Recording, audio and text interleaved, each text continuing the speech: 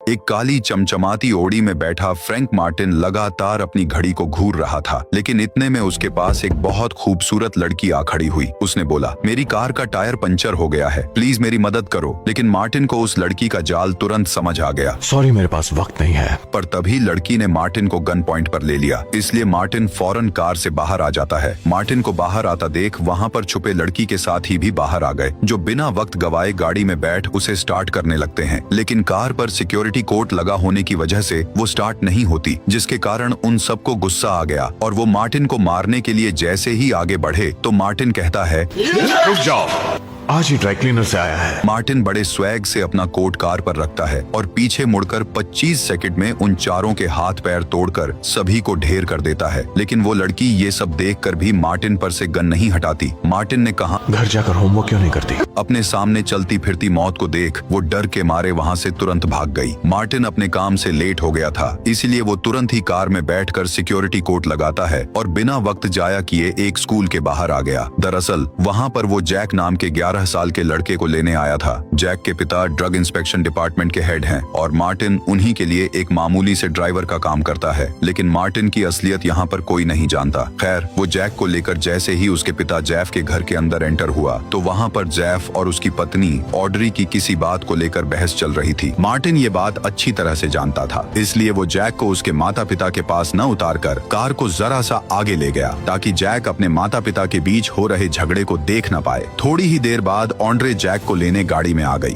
Audrey ने कहा, तुम हमारे जैक का बहुत अच्छा ध्यान रखते हो, इसलिए जैक हर जगह पर तुम्हारे साथ जाना ही पसंद करता है। कल मुझे एक बहुत ही इम्पोर्टेंट मीटिंग के चलते जैक के पिता जैफ के साथ फाइट हाउस जाना है, इसीलिए तुम कल सुबह 9 बजे जैक को लेकर डेंटिस्ट के यहाँ चले जाना। ऑड्री की ये सारी बातें तख्त पर लगे हुए माइक्रोफोन के जरिए पास ही में मौजूद वैन के अंदर बैठा एक आदमी भी सुन रहा था। लेकिन तभी ऑड्री को उसके पति जैफ ने बुला लिया। ऑड्रे, चलो पहले हम अपनी बात खत्म कर लें। फिर मार्टिन अपनी गाड़ी लेकर वहां से चला गया। सुबह हुई तो हमने उसी हॉस्पिटल के बाहर का सीन देखा, जहां रोड पर एक काली हमर आकर रुकती है और गाड़ी में से 2 हटे कट्टे रशियन एक खतरनाक लड़की के साथ बाहर आते हैं। बिना वक्त गवाए वो तीनों हॉस्पिटल के अंदर चले गए। लेकिन तभी हमने देखा मार्टिन की गाड़ी को, जिसमें मार्टिन जैक को लेकर उसी बिल्डिंग की अंडरग्राउंड पार्किंग में आता है। वहाँ पर पहले से ही एक वैन उन दोनों का इंतजार कर रही थी। यहाँ ऊपर वो तीनों रशियन डॉक्टर की रिसेप्शनिस्ट के पास पहुँच गए, लेकिन रिसेप्शन वाली लेडी उनको बोलती है, आज डॉक्टर को बुखार है, जिसके चलते वो आज नहीं आने वाले। ये सुनकर रशियन गैंगस्टर लोला बोलती है, अगर वो नहीं आने वाले तो तुम यहाँ पर क्या कर रही हो? और फौरन ही उसने अपने बैग से गन निकालकर रिसेप्शनिस्ट को गोली मार दी। गोली की आवाज सुनकर वहाँ पर एक और डॉक्टर आ जाते हैं। लोला ने उसको भी गोलियों से घूम डाला। यहाँ नीचे मार्टिन जैक को लेकर उसी हॉस्पिटल में जा रहा था। अब रिसेप्शनिस्ट की जगह पर लोला खड़ी थी। मार्टिन ने कहा, हमें डॉक्टर से मिलना है। लोला कहती है, ये पहले रूम में चले जाए। लेकिन तभी जैक बोला, मिस लॉरा कहाँ है? जवाब में लोला ने कहा, मिस लोरा बीमार है, इसलिए उनकी जगह पर आज मैं हूँ। मगर मार्टिन कहता है, इतना मत सोचो, डॉक्टर हल्का फुल्का चेकअप करेंगे और फिर हम घर चले जाएंगे। जब मार्टिन जैक को डॉक्टर के कमरे के बाहर आया तो अंदर से दिमित्री बाहर आता है। दिमित्री ने जैक को कहा, तुम मेरे साथ चलो और मार्टिन तुम यही बाहर इंतजार करो। जब मार्टिन पानी पीने के लिए एक दूसरे रूम के बाहर आया तो उसमें से भी एक हटा कटा रशियन बाहर आता है, जो सीधा जैक के कमरे में घुस गया। मार्टिन को यह चीज बहुत ज्यादा खलती है, इसलिए मार्टिन तुरंत ही जैक के कमरे में चला गया, जहाँ पर पहले से ही दिमित्री और वो तीसरा रशियन जैक को इंजेक्शन लगाने वाले थे। मार्टिन ने सारे हालात का जायजा लिया और उनसे कहता है, अच्छा होगा हम इसके डॉक्टर के लौटने तक इंतजार कर लें। लेकिन दिमित्री कहता है, नहीं, चेक अब होगा तो अभी होगा। इसीलिए मार्टिन उन दोनों पर टूट पड़ा। दिमित्री के हाथ से वो इंजेक्शन छूटकर मार्टिन ने जैक को उठाया और वहाँ से भागने लगा। लेकिन दिमित्री ने बाहर का डोर बंद कर दिया था, इसलिए मार्टिन जैक को वेंटिलेशन डक्ट से दूसरे रूम में जाने का कहता है और पीछे मड़कर वो उन दोनों से भिड़ गया। लेकिन वो रशियंस बहुत मजबूत थे, वो मार्टिन पर चारों तरफ से टूट पड़ते हैं। खुशनसीबी से मार्टिन के हाथ एक चाकू आ गया, जो वो उस रशियन की गर्दन में घोंप देता है। पीछे से दिमित्री ने मार्टिन को धक्का मारकर बाहर गिरा दिया, जहां उसका सामना तीसरी गैंगस्टर लोला से होता है। लोला ने मार्टिन पर गोलियां चला दी, लेकिन मार्टिन ने उसकी सारी गोलियों को बखूबी डॉज किया और पास पड़े हुए सिलेंडर की मदद से पूरे हॉस्पिटल में आग लगा देता है, जिस फजा से मार्टिन और जैक को भागने का मौका मिल गया और वो तुरंत ही सभी अंडरग्राउंड पार्किंग में आ जाते हैं, लेकिन वहाँ पर पहले से ही मौजूद कार में बैठा हुआ आदमी अपने सूटकेस के अंदर से बॉम्ब को बाहर निकालता है और उसे मार्टिन की कार के नीचे लगा देता है। तभी वहाँ पर मार्टिन भी आ गया, जिसने जैक को गाड़ी के अंदर बिठाया और गाड़ी स्टार्ट करके हॉस्पिटल से भागने की कोशिश करने लगा। लोला ने उस पर गोलियां चलाई, लेकिन गाड़ी बुलेट प्रूफ होने की वजह से गाड़ी पर गोलियों का असर तक नहीं होता। तभी लोला ने अपने बॉस चलिनी को फोन किया। चलिनी कहता है, मुझे कोई अच्छी खबर देना। लोला कहती है, अच्छी खबर भूल जाओ चलिनी। ये सुनकर गुस्सा तो हुआ, लेकिन अभी भी उनके पास एक बहुत ही तगड़ा प्लान मौजूद था। तभी लोला पीछे मुड़ती है और पुलिस वालों पर गोलियां चला के उन्हें जान से मार डालती है। यहाँ हमने देखा जैफ, और जहाँ पर एक पार्टी चल रही थी, क्योंकि वो जैक को सरप्राइज देना चाहते थे। इतने में वहाँ पर जैक और मार्टिन भी आ जाते हैं, लेकिन तभी मार्टिन को चलिनी का फोन आया। चलिनी कहता है, जैक के सर पे हमारे स्नाइपर। ये सुनकर मार्टिन फौरन ही कार को रोक देता है। चलिनी ने कहा, मुझे पता है कि तुम सोच रहे हो कि तुम्हारी कार बुलेट प्रूफ है, लेकिन यकीन मानो हमने तुम्हारी कार के नीचे एक बम लगा रखा है। मुझे अफसोस के साथ कहना पड़ रहा है कि तुम्हारी कार बॉम्ब प्रूफ नहीं है, इसलिए जैसा मैं कहता हूँ वैसा करो। अभी तुम्हारे पास लोला आएगी, उसे गाड़ी में बिठा लेना। वो जहाँ जहाँ कहेगी वहाँ वहाँ चले जाना। अगर ऐसा नहीं करते तो तुम्हारे साथ साथ बेचारा जैक भी मारा जाएगा। इतने में वहाँ पर लोला आ जाती है। मार्टिन ने यहाँ वहाँ देखा और बहुत सोचने के बाद उसने लोला को अंदर आने दिया, लेकिन दूर खड़ी हुई ऑड्री भी अब जैक के पास आ गई। मार्टिन ने ऑड्री को देखा और तुरंत ही गाड़ी को बैक करके घर से भागना शुरू कर दिया। वो जैसे ही घर से बाहर आए तो कई पुलिस की गाड़ियां मार्टिन की कार का पीछा करने लगती हैं, लेकिन मार्टिन ने उन सभी गाड़ियों को चकमा देकर लोला की कही हुई लोकेशन पर आ जाता है, जहां जाते ही उसकी मुलाकात चैलिनी से हुई। चैलिनी ने कहा, दिखने में तो तुम एक मामूली से ड्राइवर नहीं लगते, लेकिन मुझे इससे कोई लेना देना नहीं है। मुझे जैक चाहिए था और वो मुझे मिल गया। तभी चैलिनी जैक के पिता जेफ को फोन लगाता है। वहाँ पर पहले से ही CIA वाले मौजूद थे। चैलिनी ने कहा, फोन को स्पीकर पर डाल दो, इसलिए तुम्हारे साथ बैठे हुए CIA वाले मेरी बात आसानी से सुन सकें। चैलिनी कहता है, कल दोपहर 12 बजे $15 मिलियन लेकर तुम वेस्ट हम पार्क के अंदर आ जाना। वहाँ पर नीली कलर की गाड़ी खड़ी होगी, चुपचाप उसकी डिक्की में पैसे रख देना और पार्क में ही तुम्हें तुम्हारा बेटा मिल जाएगा। और फोन रखने से पहले एक बात गौर से सुन लो, तुम्हारा ये जो ड्राइवर है ये हमारे साथ मिला हुए। ये सुनकर मार्टिन हक्का बक्का रह गया। मार्टिन को चैलिनी पर बहुत ज्यादा गुस्सा आता है, लेकिन अभी फिलहाल उसके हाथ बंधे हुए मार्टिन के बारे में ये सुनकर ऑड्री बहुत ज्यादा रोने लगी, क्योंकि ऑड्री को मार्टिन पर बहुत भरोसा था। जेफ कहता है, मुझे मेरे बेटे से बात करनी है। इसलिए चैलिनी ने जैक के रोते हुए की आवाज फोन में से जेफ को सुनाई और फिर फोन को पानी में फेंक दिया। तभी वो मार्टिन को कहता है, बस तुम्हारा काम पूरा हुआ, अब CIA वाले तेरे पीछे हाथ धोकर पड़ जाएंगे, लेकिन मैं तुझ पर एक एहसान करता हूँ, चुपचाप अपनी गाड़ी में बैठ और यहाँ से फूट ले। मार्टिन फिलहाल कुछ भी नहीं कर सकता था, इसलिए मार्टिन अपनी गाड़ी की ओर जाने लगता है, लेकिन जैसे ही उसने गेट खोलने के लिए नीचे देखा तो पानी में गाड़ी के नीचे लगे हुए बॉम्ब की परछाई दिखाई देने लगती है। मार्टिन को चैलिनी का सारा प्लान समझ में आ गया, इसलिए वो चुपचाप गाड़ी में बैठकर वहाँ से भागने लगता है। उसने अपनी गाड़ी को पूरी तेजी से भगाना शुरू कर दिया। उसे पता था जरा सा दूर जाते ही चैलिनी बॉम्ब को एक्टिवेट कर देगा, जिससे कार के चीथरे चीथरे उड़ जाएंगे। मगर वक्त रहते मार्टिन एक रैंप पर गाड़ी चढ़ा देता है और पास ही में लगी लोहे की एक बहुत बड़ी हुक से उस बॉम्ब को अपनी गाड़ी से दूर कर दिया। लेकिन तभी लोला ने बॉम्ब का बटन दबा दिया, जिससे यहाँ पर बहुत बड़ा बॉम्ब ब्लास्ट हो गया, लेकिन मार्टिन मरने से बाल बाल बचता। जैसे ही उसने अपने आप को संभाला तो उसने तुरंत ही जैफ को फोन किया। मार्टिन ने कहा, जैफ जैसा तुम्हें चैलिनी ने बताया है वैसा बिल्कुल भी नहीं है, लेकिन जैफ मार्टिन पर बहुत भड़का हुआ था। जैफ तुम फौरन मेरे पास आ जाओ। मार्टिन कहता है, मुझे माफ करो, लेकिन मैं ऐसा नहीं कर सकता, जिसके चलते मार्टिन के फोन की लोकेशन का पीछा करते हुए CIA वाले वहाँ पर पहुँच जाते हैं। लेकिन मार्टिन कहीं से भी कच्चा खिलाड़ी नहीं था। उसने अपने फोन को वहीं पर छोड़ा हुआ था ताकि CIA वाले कुछ देर के लिए डिस्ट्रैक्ट हो जाएं और खुद अपनी कार में से एक नया फोन निकालकर अपने दोस्त को फोन करते हैं। उसके दोस्त का नाम था केंड्रिक, जो पहले CIA के अंदर एक हैकर रह चुका है। मार्टिन ने कहा, अब देखो जैसा मैं कहता हूँ वैसा करो। तुम्हारे घर पे पुलिस आएगी और तुम चुपचाप उनके साथ बैठकर पुलिस स्टेशन चले जाना। जैसा मार्टिन ने कहा था बिल्कुल वैसा ही हुआ और केंड्रिक ने भी मार्टिन के कहने के अनुसार पुलिस को अपनी गिरफ्तारी दे दी। अगले ही पल मार्टिन ने ऑड्री को फोन किया। मार्टिन ने कहा, ऑड्री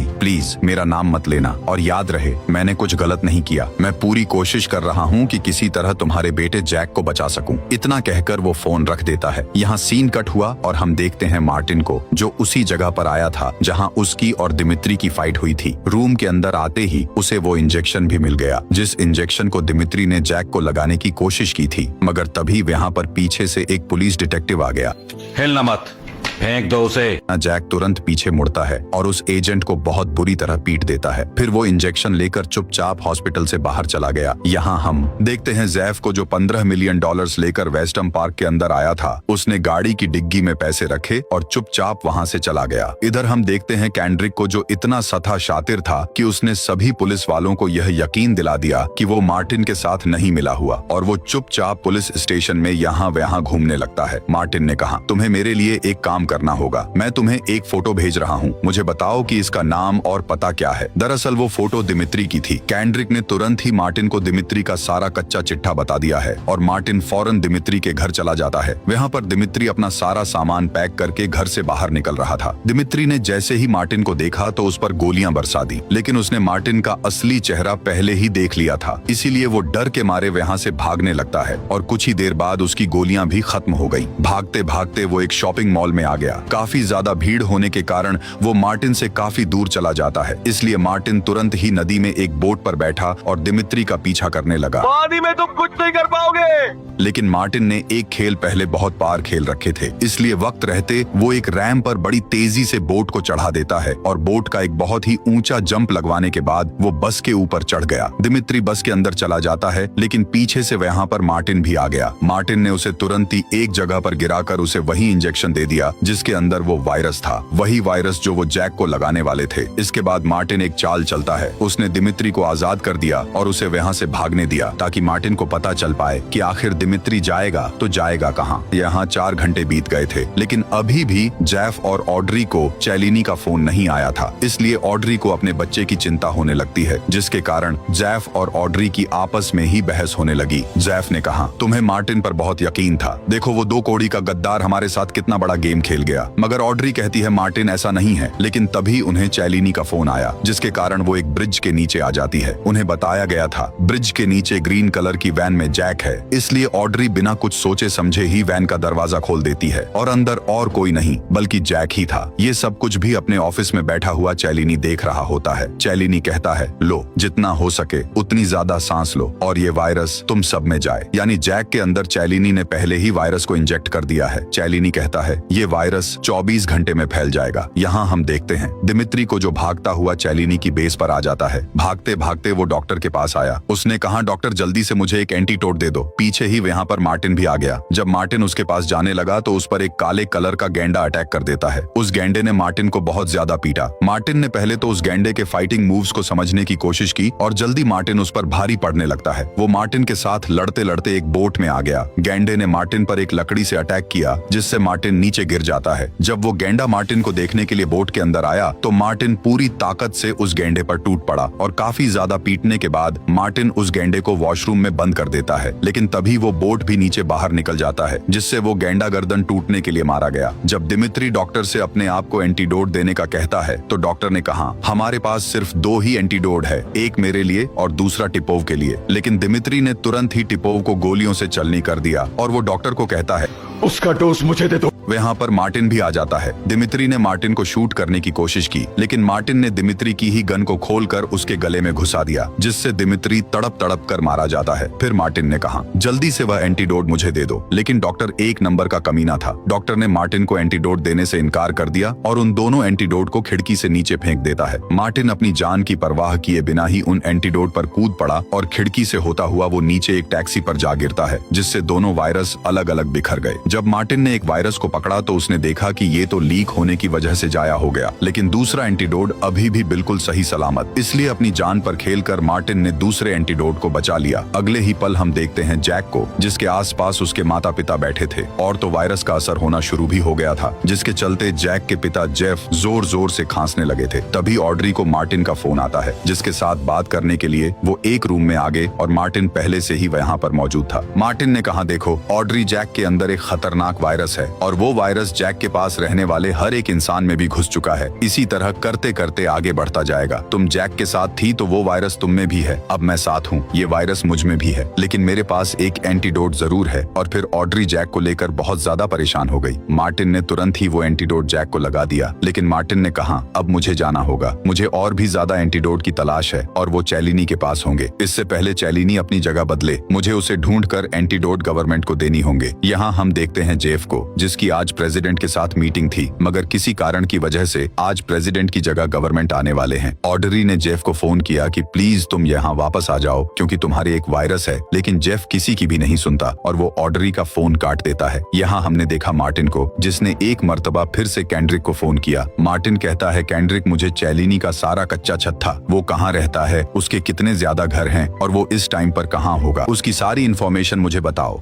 और फिर कैंड्रिक कुछ ही सेकंड्स में मार्टिन को चैलिनी के बारे में सब कुछ बता देता है। इधर ऑडरी की तबीयत बहुत ज्यादा खराब हो रही थी और देखते ही देखते वो फ्लोर पर गिर जाती है। यहाँ हमने देखा जैफ को जो भी शदीद खांसी की वजह से बेहोश हो जाता है और उसे एम्बुलेंस में डालकर अस्पताल ले जाने लगे, यानी वायरस का असर अब उन दोनों पर हो रहा था। इधर हम देखते हैं चैलिनी को, जिसने एंटीडोट अपनी ही बॉडी में डाल लिया था। चैलिनी कहता है, अगर मैं किसी बोतल या किसी सूटकेस के अंदर एंटीडोट रखूं तो वो चोरी हो सकता है या फिर टूट सकता है, लेकिन मेरी बॉडी के अंदर एंटीडोट बिल्कुल सेफ रहेगा। वो लोला के साथ बातचीत कर रही रहा था कि इतने में वहाँ पर मार्टिन आ जाता है। चैलिनी ने अपने बंदों को कहा, जल्दी से मार्टिन को रोको। अपने बॉस के एक इशारे पर 7 लोग AK-47 से मार्टिन की टैक्सी पर चारों तरफ से गोलियां बरसाने लगते हैं, लेकिन मार्टिन तुरंत ही एक वेंटिलेशन डक्ट के जरिए गैरेज में चला जाता है। चैलिनी का प्राइवेट सेक्रेटरी अपनी गन निकालकर मार्टिन को शूट करने ही वाला था। इतने में मार्टिन ने लोहे का पोल उसके पेट में घुसा दिया, जिससे वो जान से मारा गया। यहाँ हमने देखा चैलिनी, लोला और उनके डॉक्टर को, जो हेलीकॉप्टर की मदद से इस बिल्डिंग को छोड़ रहे थे। लेकिन तभी डॉक्टर कहता है, चैलिनी अब हम किस जगह जा रहे हैं? चैलिनी बोला, मैं और लोला कोलंबिया के लिए निकल रहे हैं, लेकिन तुम्हारा पता नहीं। इतना कहकर चैलिनी ने डॉक्टर को गोलियों से भून दिया। लेकिन जब वो कुछ जरूरी सामान लेकर अपनी बिल्डिंग से भागने लगा, तभी पीछे से मार्टिन आ जाता है। चैलिनी ने कहा, तुम में और मुझ में कोई फर्क नहीं है। मैं कोलंबिया के सबसे बड़े ड्रग डीलर के लिए काम करता हूँ और उनका दुनिया में जेफ के अलावा और कोई दुश्मन नहीं था। मेरा काम तो पूरा हो चुका है, लेकिन तुम जेफ के लिए काम करते हो और मुझे नहीं लगता कि वो तुम पर भरोसा करते भी होंगे, इसलिए जेफ की खातिर अपनी जान मत दो। तभी वहाँ पर लोला आ जाती है, जिसने चैलिनी को बोला, तुम जाओ, मैं मार्टिन को अकेले ही देख लूंगी। इसीलिए चैलिनी वहाँ से चला गया।